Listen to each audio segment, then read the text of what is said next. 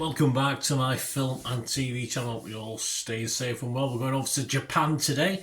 Yes, we're going to have a look at Bullet Train Explosion. 134 minutes, that's quite long, isn't it? 12 certificate. Of course, a Japanese action thriller film directed by Shinji Higuchi and starring, Tsuyoshi Kusanagi, Kanati Hosoda, that's an easy one, Takumi Sato, probably got that wrong, Michiko Ono, Jun Kaneme and Hana Toyoshima. My apologies for any incorrect pronunciations.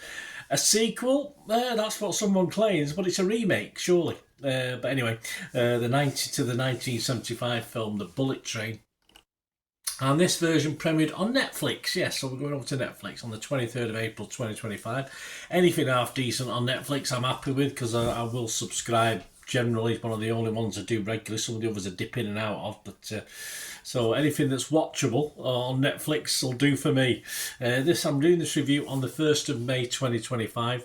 I watched it with the dubbed version. I didn't watch the subtitled version. I watched the dubbed version, which actually added to the entertainment in parts, I assume, without watching it in its original language. What's it about? Well, it's about the bullet train, but what happens? Yeah, a call comes in to Shinkansen General Operation Control Centre, and the caller claims that a bomb has been planted on a Hayabusa number 60 bound for Tokyo. And just to prove this, he sort of has a bomb on a goods train as well that explodes. Not too many problems there, just to show that it's not a hoax sort of thing. Of course, this bomb will explode as soon as the speed of the Shinkansen train drops below 100 kilometers per hour. The caller demands 100 billion yen in ransom money to disarm the bomb. Crew, passengers, railroad workers strive to prevent the explosion within the limited time available, about just over 2 hours. Well, it's not set in real time. Will the running Hayabusa number 60 be able to overcome the crisis? Who knows? But no spoiler alert on this one, but there you go.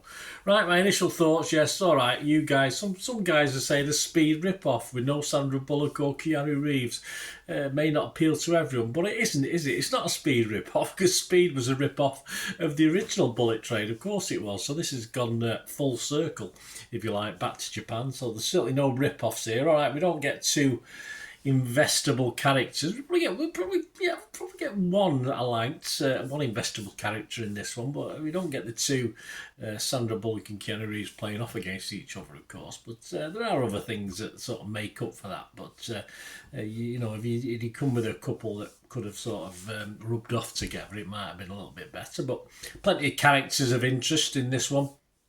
But there's always room for a simple, fast-paced action thriller, whether it's set on a bus or a train.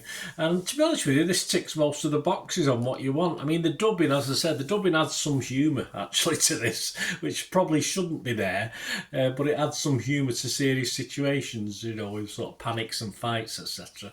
The dubbing actually makes it a bit more entertaining. It's not supposed to be, because some of these situations where I ended up laughing, with panic situation, it is a case of sort of that bad that it's quite funny, and I enjoyed that, even though it's not the correct reaction, of course.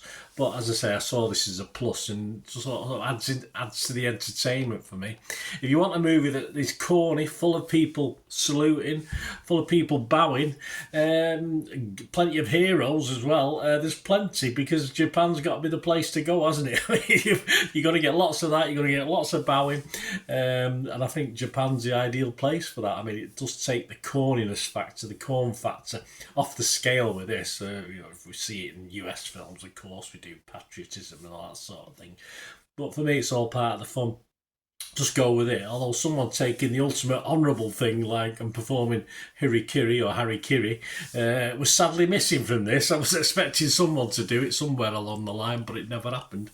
Well, unless I missed it, but I don't think it did. And the little twist about halfway through is interesting as well. I won't tell you what it is, but that sort of has interested me. I'm not saying the story or the backstory to it was fully, wasn't full of a couple of holes or two, but it sort of kept the story moving along in between the tenser moments, in between the bowing and saluting, and the trying to get the people off the train or stop the train or whatever. So between those tenser moments, you did get sort of. Yeah, it just kept it moving along. Over 2 hours is really too long. I thought 20 minutes off it might have been all right, but in fairness, I wasn't too worried. I didn't think by the end, oh god, that was long. So that's a good sign. But yeah, it probably could have lacked another 15, 20 minutes off it, or something like that. Couple of opinions from other people. David Ehrlich from IndieWire, he wasn't convinced about this. He said, even as Shinkansen decouples some of its cars at full speed and performs death-defying track changes in order to avoid crashing into other trains, it never really feels like anything's meaningfully at risk, and Higuchi's set pieces are seldom intense enough to offset the lack of danger that's baked into this project from the start. Yeah, I think the director's done a lot more gritty stuff and powerful stuff.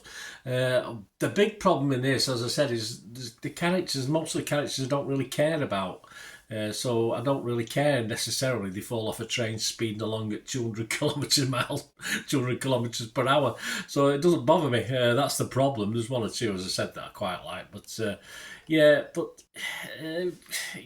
I mean, the excitement, I mean, the jeopardy in it is a little underbaked. I think he's quite right, actually, David. I think he only scored it about 57, which is all right. It's okay to score. So yeah, some of the jeopardy doesn't quite work. It all seems a little bit undercooked for me. Simon Abrams, from RogerEbbett.com, he liked it. He gave it 75. He said, with Bullet Train Explosion, you get a straight down the line crowd pleaser, replete with duty-bound authority figures in well-pressed uniforms, anxious and often self-absorbed passengers, MacGyver-like problem-solving, seat of your pants close calls, that sort of thing. There are no real surprises here, just what you'd want from this sort of cheeseball entertainment. I think Simon's correct. I think Simon Abrams is pretty much spot on. He scores a bit high, 75, but he's spot on. I did expect more havoc and devastation from this director, to be honest, in over 2 hours. But overall, simple, stupid, daft fun. Yeah, but even where the dubbing adds to that as well. There's always room for that, surely, in anyone's entertainment. It's just, for me, an afternoon watch with a box of popcorn or a bag of popcorn and a couple of drinks. Yeah, it's fine. I can even check my phone occasionally because it's a couple of verbal moments, but there you go. I thought this was okay. Score-wise, Rotten Tomatoes, not too bad. It's getting 8. It got 18 fresh and 9 rotten, so it got 67%. That's fine. Metacritic, it got 62 out of 100, but there's only 4 critics, so not a vast range. Rotten Tomato users liked it, 4.1 out of 5. Internet Movie Database like it, 3,000 reviews, 6.3 out of 10. So generally, I think it was all right. You get what you pay for. You get what it says. Don't expect too much, and you hopefully will enjoy it. I was fresh on Rotten Tomatoes. I was positive on Metacritic, and I gave it my watchable score. I gave it a 6 out of 10, which I think is fair enough. I think that Internet Movie Database 6.3 is about right. I can see this hovering around 6.3 through its lifetime on Internet Movie Database. But let me know your thoughts, guys, if you get to watch this. Say just over 2 hours, perhaps could have been slightly less.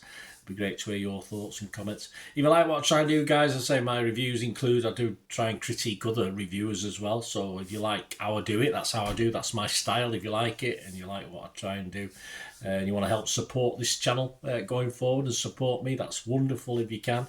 And to find out ways of doing that, all you have to do is keep watching and listening. Ways to help me out, guys, if you watch the ads, if the ads on this YouTube ads, that helps in a very little way, but it all helps. It all, watch the pennies and pounds look after themselves, they say, don't they? Or the pennies or the 10p's look after themselves. But if you watch the ads or follow the links on the ads as well, that's always a nice way to support the channel. If you sort of hang on for it, I've done that. I watched other people's and followed the ads, just something I fancied, which does happen from time to time. Of course, you can support me by pushing that subscribe button as mentioned earlier, and that, of course, pressing the button so you know when these vlogs are coming out. And of course, I'm always interested in your opinions, and of course, if you can give us a like, that'd be wonderful as well. So thanks for watching, guys.